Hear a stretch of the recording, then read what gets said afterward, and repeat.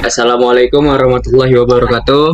Waalaikumsalam. Salam. Kali ini kami dari kelompok E akan mempresentasikan mengenai implementasi fitur networking pada React Native menggunakan Axios. Nah, sebelumnya di sini kami bakal memperkenalkan diri. Yang pertama ada Rosita Panjaitan, yang kedua ada Asni Ramayanti, yang ketiga ada Dava Nugra, dan yang terakhir ada saya sendiri. Langsung aja kita masuk ke latar belakang ya. Untuk latar belakang, silakan Asni. Baik, terima kasih moderator. Perkembangan teknologi mobile mendorong kebutuhan aplikasi yang cepat, responsif, dan efisien. Pengembangan Android dan iOS secara terpisah membutuhkan waktu serta biaya besar sehingga React Native menjadi solusi karena memungkinkan satu kode berjalan di dua platform. Dalam aplikasi modern, fitur networking sangat penting untuk mengambil dan mengirim data melalui API secara real-time. Axios dipilih karena sintaksnya sederhana, mendukung, dan memiliki error handling yang baik. Penguasaan React Native dan integrasinya dengan API menjadi keterampilan penting dalam pengembangan aplikasi mobile saat ini. Selanjutnya, Native adalah framework open source untuk membangun aplikasi mobile menggunakan JavaScript dan React. Memungkinkan satu basis kode dijalankan pada Android dan iOS sehingga lebih efisien dalam waktu dan biaya. React Native banyak digunakan untuk aplikasi berbasis data, layanan publik, e-commerce, hingga aplikasi yang membutuhkan koneksi server. Kemampuannya terintegrasi dengan API eksternal menjadikannya relevan untuk pengembangan aplikasi mobil modern. Pembahasan ini difokuskan pada fitur networking, yaitu proses komunikasi data antar aplikasi dan server melalui API. Aplikasi modern memerlukan data dinamis sehingga permintaan HTTP seperti GET dan POST menjadi dasar pengambilan informasi. Dalam React Native, Axios banyak digunakan karena sintaksnya lebih sederhana, mendukung, dan memiliki error handling yang jelas. Pemanggilan API dilakukan jelas, disimpan di use case, dan dilakukan ke IO. Saya kembalikan kepada moderator. Oke, selanjutnya untuk penginstalan tutorial Node.js.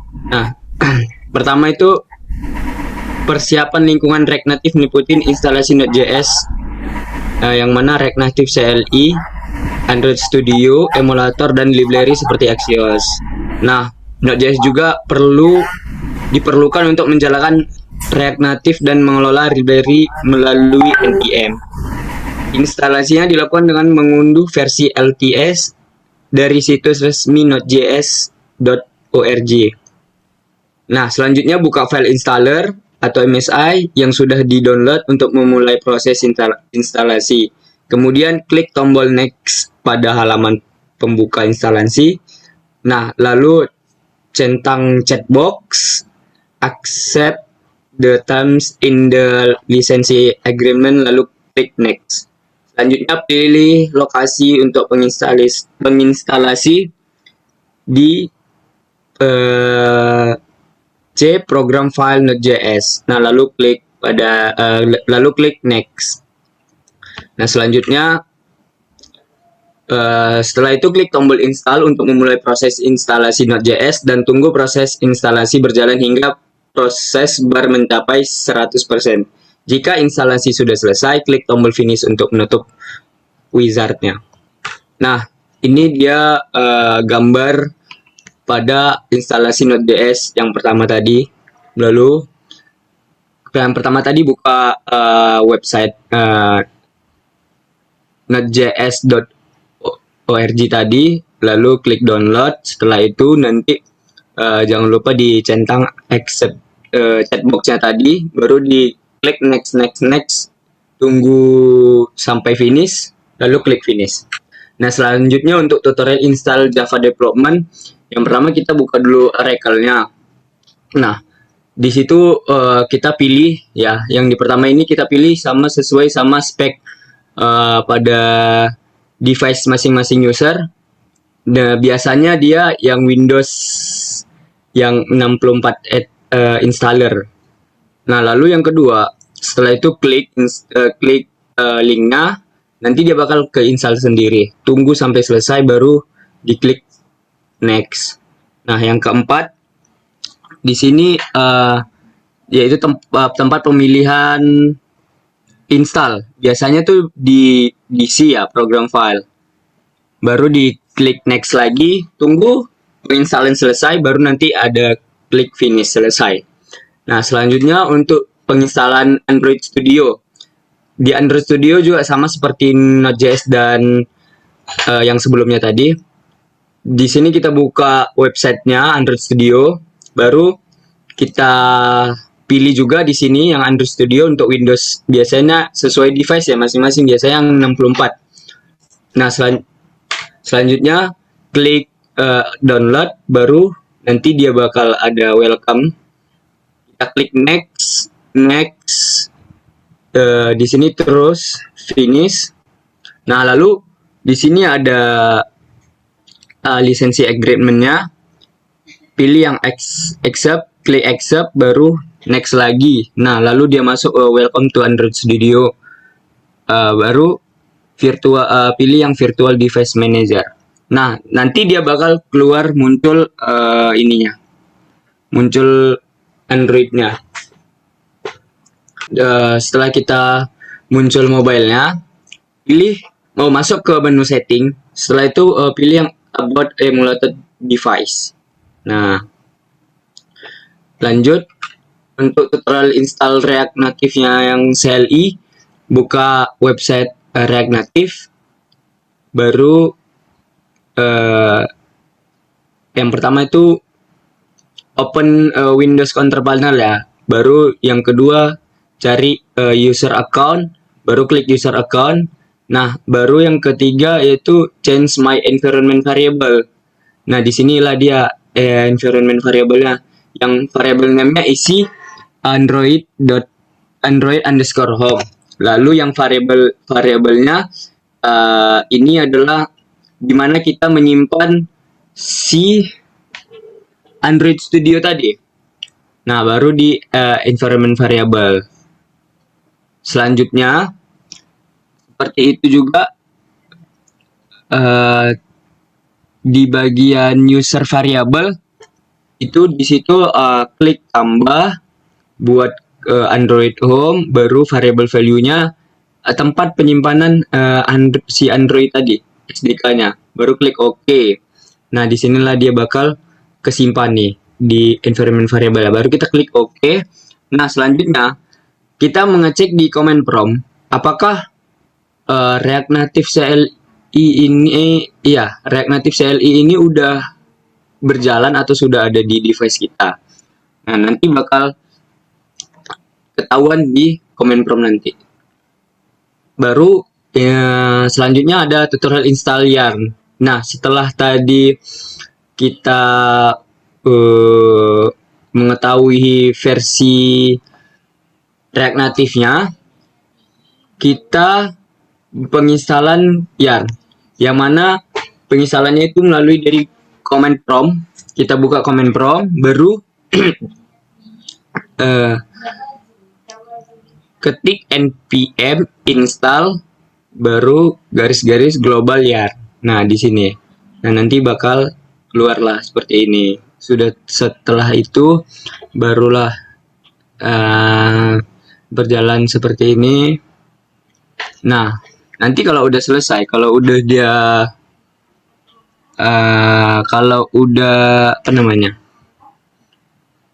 kalau udah benar-benar selesai, dia bakal muncul yang seperti ini, welcome.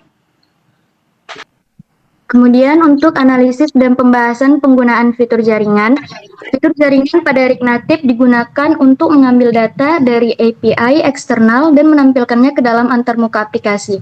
Dalam proyek ini, Axios dipilih sebagai library utama untuk melakukan request karena sintaknya lebih sederhana dibandingkan Fetch API. Penggunaan Axios memberikan alur kerja yang jelas, yaitu pertama, aplikasi dijalankan, kedua, fungsi fetch user dipanggil otomatis menggunakan use effect. Lalu ketiga, Axios mengirim permintaan GET ke API. Keempat, server mengirimkan data dalam format JSON. Kelima, data disimpan ke state atau set data. Lalu, terakhir, data ditampilkan ke layar.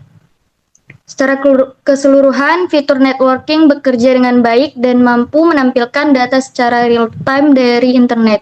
Implementasi fitur ini juga mudah dipahami dan dapat digunakan oleh pemula. Dan untuk kelebihan dan kekurangannya, Axios memiliki beberapa kelebihan seperti instalasi yang sangat mudah, instant request yang lebih sederhana dari fetch, error handling yang lebih jelas, dukungan penuh untuk async atau await, serta respon yang cepat dan stabil saat menerima data dari server. Namun, Axios juga memiliki kekurangan, yaitu membutuhkan koneksi internet, tidak memiliki caching bawaan, sehingga data selalu dimuat ulang, bergantung pada konsistensi struktur API, dan mengharuskan instalasi library tambahan agar networking dapat berjalan. Kemudian permasalahan yang pernah muncul dan solusinya, yang pertama network error, misalnya ketika aplikasi tidak dapat mengambil data ketika internet dimatikan, dan solusinya yang pertama aktifkan kembali internet emulator, cek koneksi jaringan pada emulator melalui browser, atau jika perlu restart aplikasi. Kemudian untuk permasalahan yang kedua, struktur data API berubah. Ini ketika error saat membaca field yang tidak ada. Solusinya adalah gunakan pengecekan kondisi. Baik, selanjutnya kesimpulan. Dari pembahasan dan implementasi yang dilakukan, React Native terbukti efektif untuk pengembangan aplikasi lintas platform karena mampu menjalankan satu kode di Android dan iOS. Persiapan lingkungan seperti instalasi Node.js, JDK, Android Studio, dan emulator sangat penting agar aplikasi berjalan dengan baik. Implementasi networking menggunakan Axios mempermudah komunikasi aplikasi dengan server berkat sintaks yang sederhana dan penanganan error yang lebih baik dibandingkan fetch. Melalui percobaan GET API, aplikasi berhasil menampilkan data secara dinamis sesuai respon server. Hasil pengujian menunjukkan bahwa fitur networking berfungsi baik saat ada internet dan menampilkan error saat koneksi terputus. Secara keseluruhan, integrasi Axios membantu memahami konsep dasar komunikasi klien-server pada aplikasi mobile modern. Kemudian sarannya, pengembangan selanjutnya dapat mencakup penambahan error handling yang lebih informatif, penggunaan API yang lebih kompleks untuk mempelajari mode HTTP lain seperti POST, PUT, dan DELETE, serta peningkatan desain antarmuka agar lebih interaktif. Fitur caching juga dapat ditambahkan agar aplikasi tetap menampilkan data tanpa koneksi internet. Dengan pengembangan ini, pembelajaran React Native dan Axios menjadi lebih lengkap dan aplikatif. Selanjutnya saya kembalikan ke moderator. Baiklah, demikianlah presentasi kami dari kelompok E mengenai implementasi fitur networking pada React Native menggunakan Axios. Terima kasih juga teman-teman yang sudah memaparkan isi dari materi implementasi. Lebih kurangnya kami mohon maaf. Wassalamualaikum warahmatullahi wabarakatuh. Waalaikumsalam warahmatullahi wabarakatuh. Waalaikumsalam warahmatullahi wabarakatuh.